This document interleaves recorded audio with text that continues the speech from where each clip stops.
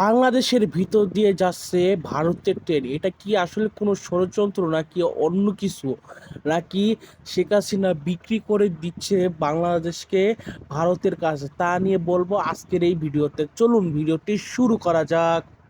গত ২৭ তারিখ অর্থাৎ এই জুন মাসের ২৭ তারিখ শেখ হাসিনা ও ভারতের প্রধানমন্ত্রী নরেন্দ্র মোদী তারা দুইজন মিলে হায়দ্রাবাদে একটি জায়গায় অবস্থান করেন। সেখানে একটি কারণে তারা অবস্থান করছিল যে সেখানে একটি চুক্তি স্বাক্ষর করার কথা ছিল, যে বাংলাদেশ ও তিস্তা নিয়ে যে সমস্যা সেই বিষয়ে, কিন্তু সেই চুক্তি স্বাক্ষর হয়নি। উল্টো বাংলাদেশ এবং যে ভারতের মধ্যে আরেকটি চুক্তি স্বাক্ষর হয়েছে, সেটি হলো যে ভারতের আগরতলা থেকে বাংলাদেশের মধ্যে দিয়ে ট্রেন গিয়ে ভারতের আরেকটা অঞ্চলে যাবে, সেই ট্রেন। এই চুক্তিটি স্বাক্ষর হয় এবং এই চুক্তিটি স্বাক্ষর হওয়ার পরে মিডিয়াতে নানা রকম তোলপাড়ের সৃষ্টি হয়েছে। চলুন এখন আমরা দেখে এসেছি কিসের জন্য ভারত বাংলাদেশকে এই চুক্তিটি রেফার করেছে। এখন আমরা চলে যাচ্ছি ভারত এবং বাংলাদেশের ম্যাপের কাছে। আপনি যদি ভারত ও বাংলাদেশের ম্যাপটি দেখেন তাহলে আপনি দেখতে পারবেন ওয়েস্ট বেঙ্গল থেকে যে ইস্ট রয়েছে, ইস্টের দূরত্ব রয়েছে অনেক, আর যে ইস্ট বেঙ্গল রয়েছে সেখানে কিন্তু অনেক সময় বিদ্রোহ চলে থাকে, এবং যদি এই বিদ্রোহ অনেক তীব্র আকারে করে তাহলে কিন্তু যে অস্ত্র রয়েছে অস্ত্র নিয়ে সেখানে যেতে অনেক সময় লাগবে আর অনেক ফিউলও খরচ হবে। আরও একটি কারণ হতে পারে আপনারা যদি দেখে থাকেন তাহলে এখানে কিন্তু সহজেই মাল বোঝাই করা যায় এবং এখানে অয়েল পেট্রোলের খরচও কম লাগে। এবং আপনারা যদি একটু উপরে দেখেন তাহলে একটি জায়গা দেখতে পারবেন যেখানে কিন্তু চায়না এবং যে ভারত রয়েছে তাদের মধ্যে কিন্তু একটি সংঘর্ষ রয়েছে ওই জায়গা নিয়ে।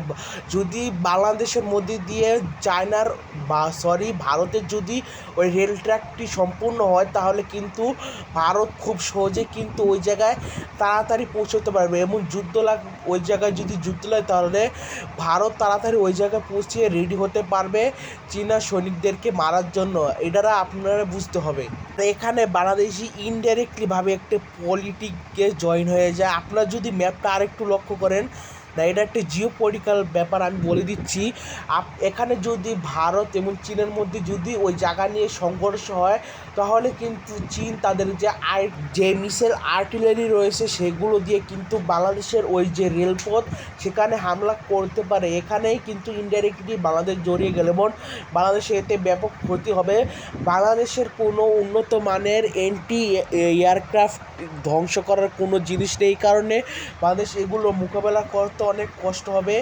এর ফলে বাংলাদেশ ইনডাইরেক্টলি অনেক ক্ষতিগ্রস্ত হবে যদি যুদ্ধ হয়। এবং কিছুদিন পর শেখ হাসিনা কিন্তু যে চীনা সফর করতে যাবে চীনা প্রধানমন্ত্রীর সাথে, সে সময় এই কথাটি উঠতে পারে, এবং আমি জানি না বাংলাদেশের প্রধানমন্ত্রী সেটা কিভাবে সামলাতে পারে। আগরতলা থেকে বাংলাদেশ পর্যন্ত মোট 5টি ট্রেন আছে। আগে যদি আগরতলা থেকে বাংলাদেশে আসতে হতো তাহলে ইঞ্জিন চেঞ্জ করতে হতো, বাংলাদেশি ইঞ্জিন লাগানো লাগতো এবং বাংলাদেশি ড্রাইভারও লাগানো লাগতো, কিন্তু এখন তা নয়। এখন সোজাসুজি আসতে পারবে, কোনো ইঞ্জিন লাগানোরও প্রয়োজন নেই। কিন্তু কিছু মুনাফা বাংলাদেশকে দিতে হবে। যে 5টি ট্রেন আগরতলা থেকে বাংলাদেশের রুটে প্রবেশ করবে তার মধ্যে থেকে 3টি হচ্ছে যাত্রীবাহী ট্রেন আর 2টি হচ্ছে মালবাহী ট্রেন। বাংলাদেশের মধ্যে যদি এই রেল লাইনটি হয়ে যায় তাহলে যে আগরতলা থেকে ইস্ট থেকে ওয়েস্ট বেঙ্গলে যেতে যে সময়টা লাগতো তা সময় কমে যাবে, এবং এখন তারা এখান থেকে 300 কিলোমিটার বাঁচাতে পারবে। আগে যদি এই রেল লাইনটা না থাকতো তাহলে তাদেরকে 300 কিলোমিটার আরও এক্সট্রা ঘুরতে হতো। এর ফলে তাদের আলাদা একটি মানহানি ব্যয় হতো ওটার পিছে।